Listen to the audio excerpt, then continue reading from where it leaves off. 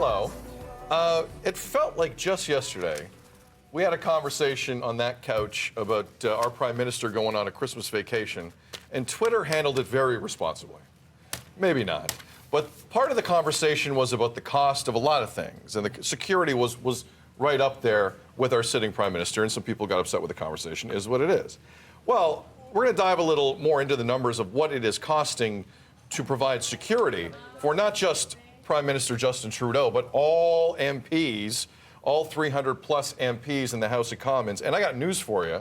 The price of doing security business has gone up. During the first 9 months of the fiscal year last year, the RCMP spent $2.5 million protecting MPs, on track to make it $3.4 million for the entire year.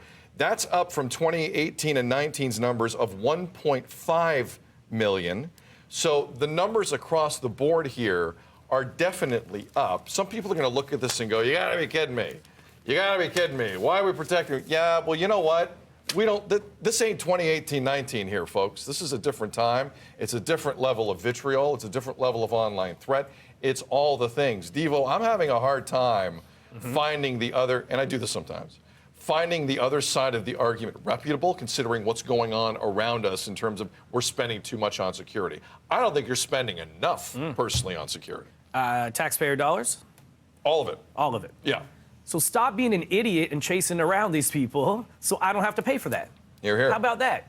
Don't be, I'm not going to say the other words that I want to say, but that's what it's coming down to. I've never felt the need, and that's just me personally, to go after a politician physically, to throw things at them, because that's what we've seen, to go to their homes. You want to spew and be a keyboard hero and warrior? Do it. It's fine, man. I mean, do that from your basement or your mom's basement. That's cool. Any basement. Yeah. Yeah. It's not cool, but it's cool. I know what you're saying. But I don't get the fact that you want, like, you can protest. Do that. Make your voice heard. But when you start doing these extra violent or potentially violent actions, your message is gone and you're not being heard anymore. So it's counterproductive.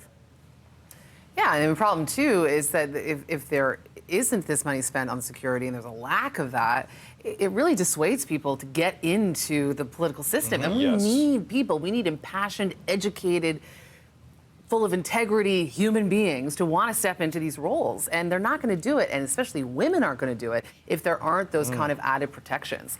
Let the U.S. behave that way.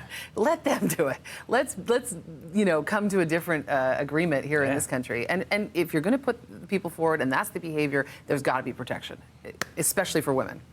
The main difference between 2018 and 2019, that $1.5 million number, and then, of course, come to today, that $2.5 million number up to 3.4, COVID-19.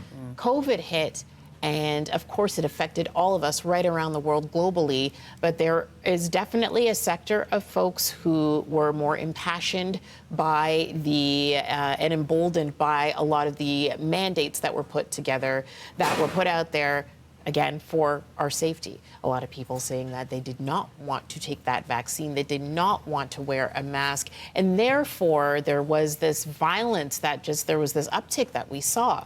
You still see it today, where you see politicians like Chrystia Freeland who are accosted in the street on a regular basis. And you see this, it's for clicks, but that's, of course, why we need the extra security out there. So I'm not mad at the actual number at all. It needs to be what it needs to be.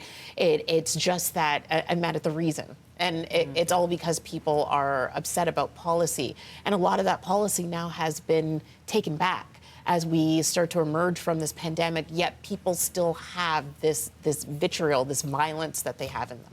That vitriol is still there, but I want to emphasize the point. This is one of the few nonpartisan issues out there, because I have hated for a long time, and you talk to people in the political establishment in Canada who've been dealing with this, not just as politicians, but behind the scenes, chiefs of staff, people, assistants, high-level assistants. The looseness we have had in this country with how close you can get to sitting politicians is an absolute joke compared to our our neighbors to the south. And I don't want to compare ourselves to our neighbors to the south for everything. But it has bothered me for a long time how it's like we can't have this small town city hall feel to everything. They're sitting House of Commons MPs. Some of them might become the next prime minister. Pierre Poilievre deserves to be protected. He's going to be our next prime minister if everything holds. He has to get protected. Jagmeet Singh has to get protected. Any sitting prime minister goes on vacation or anywhere around the world, guess what? I don't care if you like it or not. They have to be protected. They have to have security there. This, to me, is a non-debatable issue, and people got to get their heads around it. Back to Meredith's point, finally, we're losing the best possible politicians to this garbage, and we've been losing it. And prior to the pandemic, this was already starting. The best people available in our society, the smartest to maybe get us out of stuff, they want nothing to do with this unless we kind of make it a safer place. And outside the home stuff, that stuff's got to end. So let us know what you think of security and MPs in Ottawa. I'm in favor of it. We waste more money, taxpayers' money, on dumber things than this. I'm 100% fine with it.